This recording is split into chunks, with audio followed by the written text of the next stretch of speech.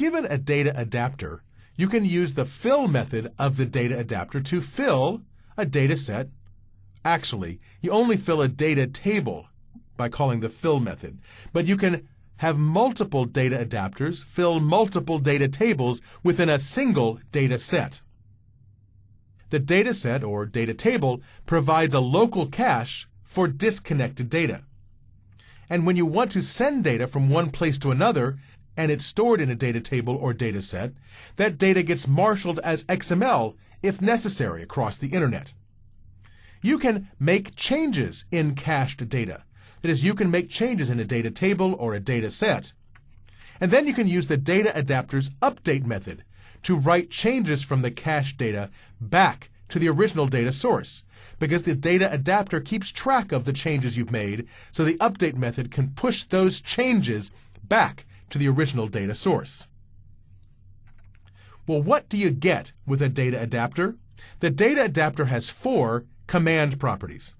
There's a select command that retrieves data, the delete command to delete data, there's the insert command which allows you to insert data, and the update command which you provide for updating data. And each one of these properties contains a command object. Now remember, the data adapter is strongly typed against a data source. So there's a SQL data adapter, there's an OLEDB data adapter. So each of these properties contains a SQL command or an OLEDB command or some other specific command type. You need to provide the select command in order to retrieve data. The others, the delete, the insert, and the update command, are all optional. You only need to supply those if you need to perform deletions, insertions, or updates. If you attempt to perform a deletion, but you haven't provided the delete command, you'll get an exception at runtime.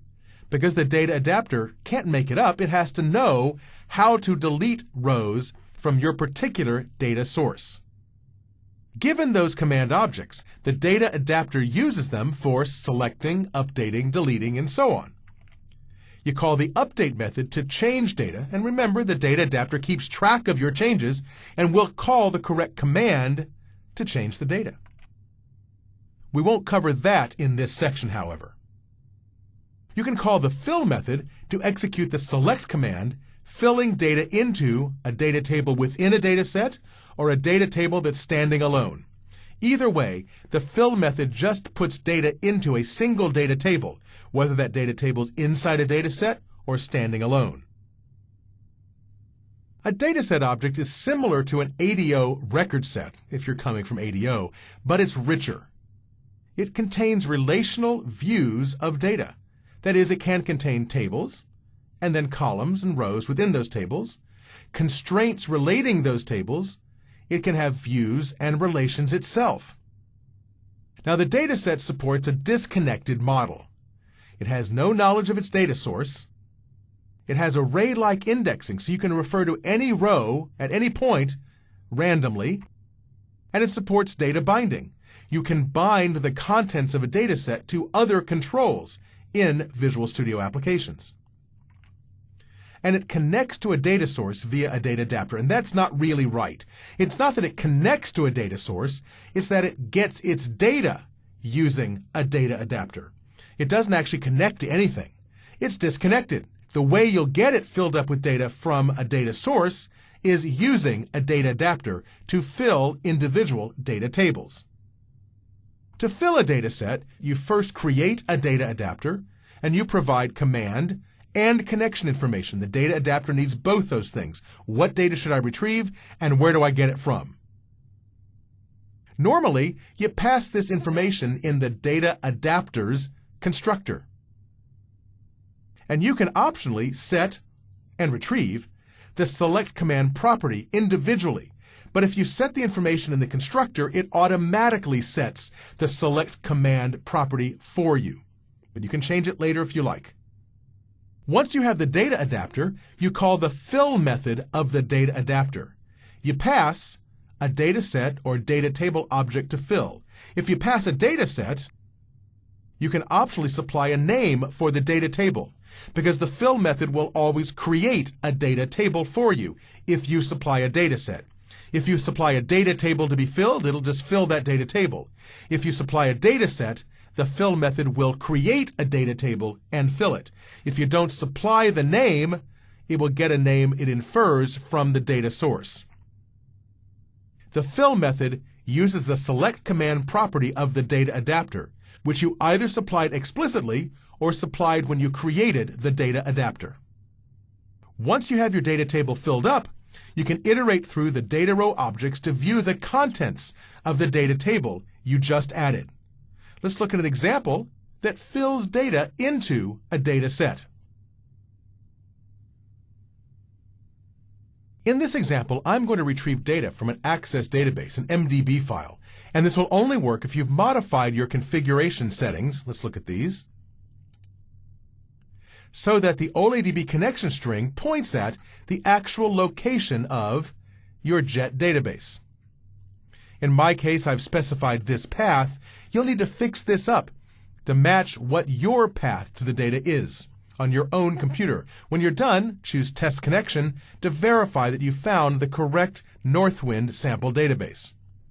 We put this away, and let's go on to our sample now. I'll choose OLEDB Dataset, and let's step into the code.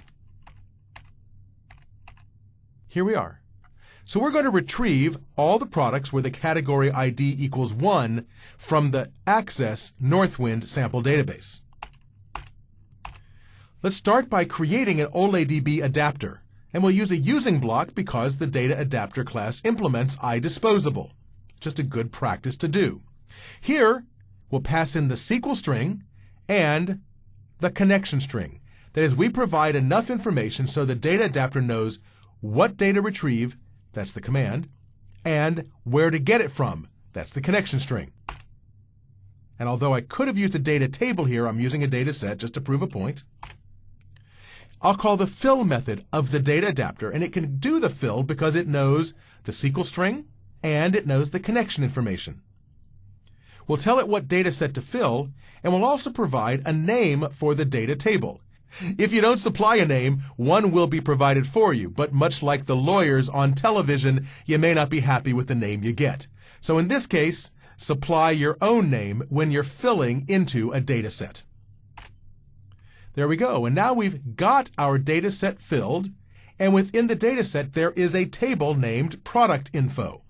I'm going to loop through each data row, in this case we'll name it DR, in the rows property of the data table named Product Info within the data set.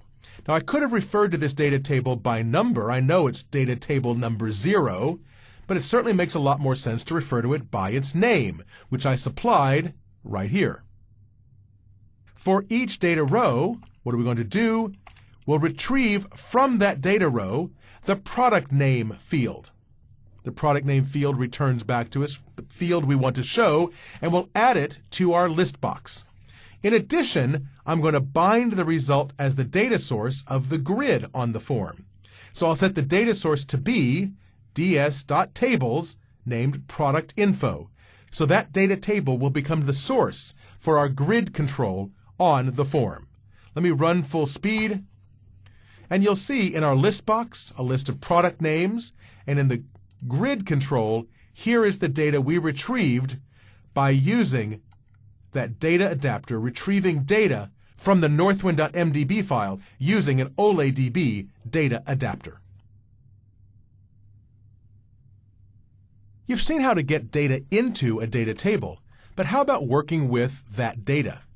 Well, a data table exposes rows and columns collection. We've looked at the rows collection. That provides the actual data. It's a collection of data row objects. And in the previous example, you saw how to iterate through that collection of data row objects if that's what you need to do. The columns property contains the metadata about each column, and that's a collection of data column objects. So if you're interested in the data, you use the data row objects. If you're interested in the schema, you use the data column objects. So you can access and manipulate data in a data table's rows, like I mentioned, using the data row object. You can access a data row object within the rows collection by index. You can just go to row number 4, or you can use an enumerator, as we did in our example. We used a for each loop to visit each one of the rows in turn. You can use the new row method of the rows collection to create a new row. It doesn't add it actually. You have to add it explicitly by calling the add method. That returns a data row object that you can then fill in and then add back to the rows collection by calling the add method. If you want to work with schema, you use the data columns collection. Now, data tables separate their data from their metadata, like I mentioned.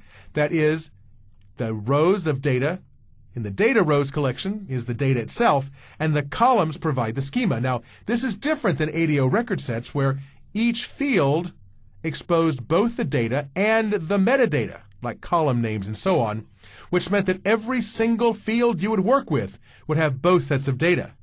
Why would you want to carry this around with each row of data when you can just go to the schema directly using the data columns collection or the columns property of the data table?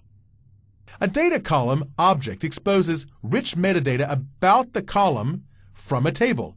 You can get the data type, the maximum size, obviously the name, and so on. So given that information, you should be able to iterate through all the columns and retrieve information about each column within a data table. Let's try an example that proves that point. I'll single step through the code in our demonstration and click the SQL Data Table option. This time we'll retrieve data from SQL Server. We'll start by creating a SQL string, which is select star from products where category ID equals 1. And inside our code here, in a try block, so we catch any exceptions that might occur, we start by, in a using block, again creating a data adapter. This time we'll create a SQL data adapter, given the SQL string, which indicates what data to retrieve, and a connection string, which indicates where to get the data from. Now, I haven't mentioned this, but it's important to understand that when you call the fill method of a data adapter, it respects the state of the connection object. For example, here we're passing it a connection string. So the data adapter will have to create a connection, open the connection, retrieve the data using the connection, and then it will automatically close the connection. Because right now we have no open connection. But in addition to passing a connection string here, you can pass a connection object. That connection object can be either open or closed. Say it's closed. If you pass a closed connection object, the adapter.fill method will open the connection, retrieve the data, and close it again when it's done, preserving the state of the connection. If you passed in an open connection object here, then the data adapter's fill method would use that open connection to get the data, and it would leave it open when it was done. Therefore, it preserves the state of the connection it's handed. In this example, we're passed a connection string, so we're guaranteed there's no open connection when we're done as well. We create the new data table. In this example, I'll fill a data table directly, although I could have done it just like the previous example, filling a data set. I wanted to show this way of doing it. We'll fill our data table. Now our data table contains both data and schema information, and so for each data column in the columns collection provided by the data table, we'll loop through, and for each one of them, we'll display the column name and the data type formatted within the list box. There are other bits of information you can retrieve about a data column. We're just retrieving column name and data type. We'll also, at the end of this, set the data source of the data grid view control to be the data table, showing how easy it is to bind the data table's data as the data source of the data grid view control, displaying all the data within our form. I press F5 to run. Here is a list of all the columns within our data table and their types. And notice that the types get converted for display to .NET Framework types, not SQL Server types. So this shows how various SQL Server types map to .NET Framework types. And in the data grid view, you see we have the data for that data table displayed within this data grid view control. This shows that you can retrieve schema information and data from the same data table object. Now you have to decide which provider to use at any given time for your application. Are the various namespaces equivalent? Well, not really. Remember, ADO.NET uses providers for connecting to a data source, for executing commands, and for returning results. Those results can be processed directly, like a data reader does, or placed into an ADO.NET dataset or data table, that is, caching the data, or sent between tiers of an application. And most importantly, the .NET data providers were designed to be lightweight, efficient, unobtrusive, and able to increase performance while not impacting their functionality. So they want the best access to the data source in order to provide the most efficient access to that data source. So what does this mean for you? It means that you need to consider which data provider you want to use.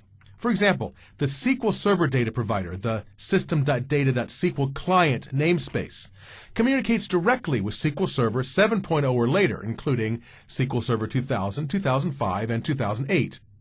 It doesn't use OLEDB or ODBC. Instead, it uses a managed provider, such that all the code for this provider is written using the .NET framework, from your code all the way to SQL Server. Once it gets to SQL Server, of course, all bets are off. But between your code and SQL Server, it's managed code. You'll want to use that SQL client namespace if you're building middle-tier components using Microsoft SQL Server 7.0 or higher, or if you're building single-tier applications using MSDE, SQL Express, Microsoft SQL Server 7.0 or higher. If you're using Microsoft SQL Server 6.5 or earlier, well, it's time to upgrade, really. But in that case, you'll need to use the OLEDB namespace because the SQL client namespace can't talk directly to that version of SQL Server. On the other hand, the OLEDB provider resides in the OLEDB namespace and uses native OLEDB through COM-interop to the unmanaged providers. That unmanaged provider was not written in .NET, and therefore it's unmanaged code. So you're using managed code through your application, but the moment you start communicating with the OLEDB provider, you're using COM-interop, which is unmanaged code. You must use an OLEDB provider if you're using SQL OLEDB, the MSDA ORA provider, the JET provider. Any of these require an OLEDB provider.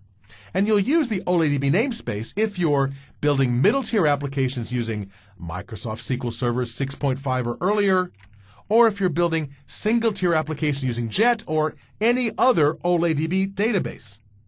I must mention that Microsoft and the rest of the world doesn't recommend creating middle-tier components that use JET. That is the JET database provider or Access databases. Those databases were not meant for middle-tier, multi-user access in a production environment. The JET database was really built for single or multi-user applications in an office environment which doesn't require the middle-tier components. Just a word to the wise. There's also an ODBC data provider. This provides native access to data retrieved using old ODBC drivers. And it's written to work with all ODBC drivers, but it's only been tested with a subset of available drivers. There's lots of ODBC drivers out there for any data source, and Microsoft has only tested this with some of those drivers. You'll need to use the system.data.odbc namespace to work with ODBC data. Well, here's a conundrum. What if you need to support multiple namespaces but one set of code? You don't want to write special case code for each, really. Well, you can take advantage of provider factories. A provider factory allows you to supply a provider name as a string. And then classes within the system.data.common.dbProviderFactory class return a strongly typed connection object given the string that represents your provider name, which means the provider name can come from a configuration file, perhaps, and the provider factory will hand you back a strongly typed connection, which you can then use to create commands and data readers, for example. This works because SQL connection and OLEDB connection both inherit from the same common class. All the connection objects inherit from the same basic class, system.data.common.dbConnection. Since they both inherit from the same class, you can create an object of the base type and then cast it, coerce it, into the strongly typed connection object later on. You supply the provider name, the connection string, and the command text, and otherwise all the work is done generically, meaning you can do the work for a single namespace and have your code generate strongly typed code for SQL connection or OLEDB or whatever you need to use. Let's look at an example that demonstrates this behavior. I've written code, common code, one set of code that will work either with SQL Client or OLEDB. Now, it's hard to prove this without looking at the code, but let's try seeing what it does first. If I click Use SQL Client, I retrieve data from SQL Server.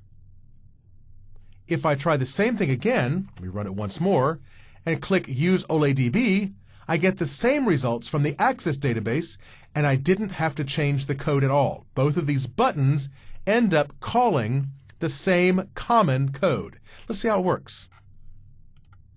If I want to use SQL Client,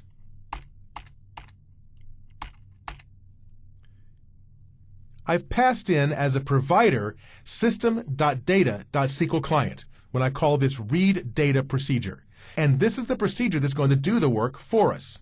This procedure, if you look inside of it, doesn't have any place where it mentions SQL connection or OLEDB connection or SQL anything or OLEDB anything. You see, everywhere we have DB connection, DB command, DB data reader. Those are base classes for the strongly typed connection command and data reader. The magic comes from the DB provider factory class. You create an instance of the DB provider factory class, I'll call mine factory, and we get the information, we get the factory that generates connection objects by calling the getFactory method of the DB provider factories class. It's a static method. You just say DB provider factories.getFactory, given a provider, it hands back an object that can create other objects. That's why it's called a factory. It creates things. Well, here I'm going to call the createConnection method. Now, because we passed in a provider that indicates we want SQL Client objects, the createConnection method hands back a SQL Client connection. We declare it, however, using the DB connection type. We'll name it CNN. And here we've created a SQL Client connection object, even though it's declared as DB connection, the base type. Next thing we do is get our connection string. Now, in this case, I wanted to retrieve the correct connection string, so I have a method that gets the connection string by the provider name. That is system.data.SQL Client. If we go look at this code in here, this is in our common class, this getConnectionStringByProvider loops through all the connection strings. The configuration manager class provides a connection strings property, which allows me to loop through all the connection strings in my configuration file. We'll loop through each one until we find one whose provider name property matches the provider name we're looking for. The one we just found does seem to match, so we'll set the return value to be the connection string property of that setting. We'll break out of our loop and we'll return that connection string back. So now we have our connection object. Let's call the createCommand method of our connection to create a command. The connection object always has the ability to create a command. We'll do that here. And of course, CMD, that variable's command, is a SQL Client command object. It's strongly typed even though it's declared as a DB command. Here we set the command text to be select star from employees. We open our connection object, and next we execute the reader of that command. This hands back a SQL data reader from the SQL Client namespace, even though we've declared it as a DB data reader. The rest of the code's pretty straightforward. We loop through all the rows. For each one, we display it in the list box, and we're all done. We got the data from SQL Server. Let's try the same thing using OLEDB. This time, we'll call readData passing in system.data.OLEDB. In here this time, we create a different kind of factory. This factory will create objects from system.data.OLEDB namespace. The code's exactly the same, but this creates an OLEDB connection This still gets the connection string, but I'll walk through and watch it happen. Here we're looking for a connection string where the provider name equals system.data.oladb. The first one doesn't match. How about the second one? Looks like it matched. So we'll get the connection string, which refers to our Access database. We'll get out of here. Back in our code, we create the command, and we execute the reader just like before. The only difference is this time we're working with an OLADB set of objects, connection, command, etc. And run full speed, and we get the same exact results from our Access database.